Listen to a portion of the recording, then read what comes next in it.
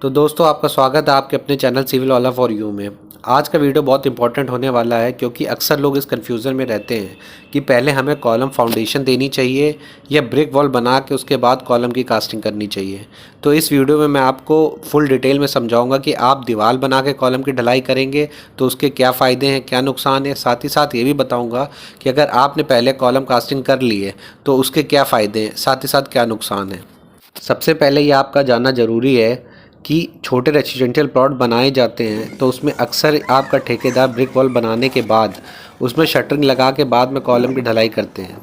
सबसे पहले इसमें जो फ़ायदा होता है वो ये है कि अगर ब्रिक वॉल के बीच में जब आप कॉलम कास्टिंग करते हैं तो आपके स्ट्रक्चर को बहुत ही ज़्यादा मजबूती मिलती है, क्योंकि ब्रिक और कंक्रीट आपस में एक अच्छा बॉन्ड बना लेते हैं और बाद में उसमें क्रैक आने का भी कोई चांस नहीं रहता है। दूसरा फ़ायदा ये होता है कि अगर बाहर से आप 9 इंच की दीवार बना रहे हैं और आपका कॉलम भी 9 बाई 9 इंच का है तो इसमें आपकी दो तरफ की कॉलम शटरिंग का पैसा पूरा बच जाता है, क्योंकि दो तरफ 9 इंच की दीवार होने के कारण आपको सिर्फ कॉलम में दो तरफ की ही शटरिंग करनी पड़ती है।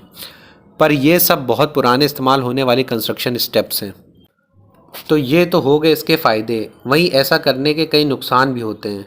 तो पहला नुकसान ये होता है कि जब कभी भी ब्रिक वॉल की चुनाई होती है तो उसमें वॉल के एंड में टूथिंग छोड़ा जाता है। टूथिंग मतलब एक ईंट आगे और एक ईंट पीछे। तो ऐसे केस में जब हम कॉलम कास्ट करते हैं बाद में तो अक्सर हमारे कॉलम अलाइन होकर सीधा नहीं निकलता है, क्योंकि दो तरफ से आपकी दीवार होने के कारण शटरिंग प्रॉपरली दो तरफ से नहीं लग पाती है। इससे आपके कंक्रीट मिक्सचर, सीमेंट स्लरी उससे बाहर निकलने लगता है। तो जो भी आपने M15 या M20 कंक्रीट रेशियो प्रोवाइड करा है कॉलम बनाते समय वो ठीक से सेटल नहीं हो पाता है। साथ ही साथ आपके कॉलम की स्ट्रेंथ भी पूरी तरह से नहीं आ पाती है। तीसरी सबसे बड़ा नुकसान ये होता है कि आपको पता होगा कि जब हम कॉलम को फाउंडेशन से खड़ा करते हैं तो बीम और कॉलम सब एक ही लाइन में अलाइन होने चाहिए। इसलिए अगर आपके ब्रिक की दीवार पहले ही खड़ी कर लेंगे तो वहाँ पर दीवार अगर पूरी सीधी नहीं है या वहाँ पर ईंट थोड़ी टूटी है तो इससे हमारे कॉलम को शेप बदल जाता है, कहीं पतला तो कहीं नॉर्मल रह जाता है। अलाइनमेंट ख़राब होने के कारण कॉलम में हनी कॉम्ब भी आ जाते हैं। साथ ही साथ आपके कॉलम आपके घर का लोड प्रॉपरली फाउंडेशन तक डिस्ट्रीब्यूट नहीं कर पाता है, जिससे आगे चल के आपके घर का लिंटर भी गिर सकता है। चौथी सबसे बड़ी दिक्कत ये होती है कि अगर आपने अपने घर की प्लानिंग में 9 इंच की दीवार नहीं दी है तो जब भी आपका मिस्त्री या शटरिंग वाले शटरिंग करने के लिए जाते हैं तो वहाँ पर 9 इंच की दीवार ना होने की वजह से वो कील और बाइंडिंग वायर का प्रयोग करते हैं।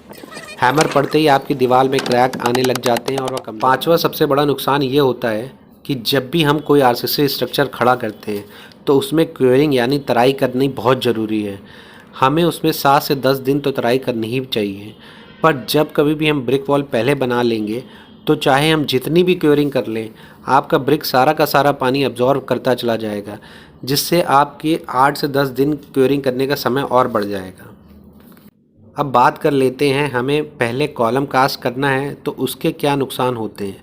पहला नुकसान ये होता है कि आपकी शटरिंग की कॉस्ट बढ़ जाती है। दूसरा जो नुकसान होता है वो ये होता है कि कॉलम कास्ट करने के बाद जब ब्रिक वॉल बनाते हैं तो कॉलम की सरफेस स्मूथ होने के कारण ब्रिक और कॉलम की बॉन्डिंग उतनी मजबूत नहीं हो पाती है, और अगर हमारा कंक्रीट मिक्सचर प्रॉपर रेशियो में नहीं है तो आगे चल के ब्रिक्स में क्रैक्स भी आ जाने लगते हैं। अब बात फ़ायदे की कर लेते हैं। तो दोस्तों अगर आप फाउंडेशन उसके ऊपर कॉलम उसके ऊपर बीम मतलब आप जब फ्रेम स्ट्रक्चर प्रोवाइड करते हैं तो आप समय और अपनी सुविधा के अनुसार बाद में घर में कितनी भी मंजिल बढ़ा सकते हैं, क्योंकि जब आप इस प्रोसेस को फॉलो करते हैं तो आपके कॉलम पे पड़ने वाला पूरा लोड प्रॉपरली ब्रिक वर्क के थ्रू डिस्ट्रीब्यूट होकर हमारे फाउंडेशन में चला जाता है, जिससे हमारे घर को फुल मजबूती मिलती है। तो दोस्तों आपको जब भी आरसीसी वर्क करना है, घर बनाना है, तो आप पहले कॉलम कास्टिंग कर लें। बस आपको एक बात ध्यान रखनी है कि जब भी आप कॉलम की शटरिंग खोलें तो इस तरह से आपको उसकी सरफेस को रफ बनाने के लिए हैकिंग ज़रूर करें, जिससे बाद में आप में जब ब्रिक वर्क करेंगे तो ब्रिक और कॉलम की बॉन्डिंग की मजबूती बनी रहेगी। तो दोस्तों ये था हमारा पूरा एनालिसिस। अगर आपने पूरी वीडियो देखी है तो चैनल को ज़रूर सब्सक्राइब करें और लाइक बटन दबा के साथ ही साथ वीडियो को शेयर करें। धन्यवाद।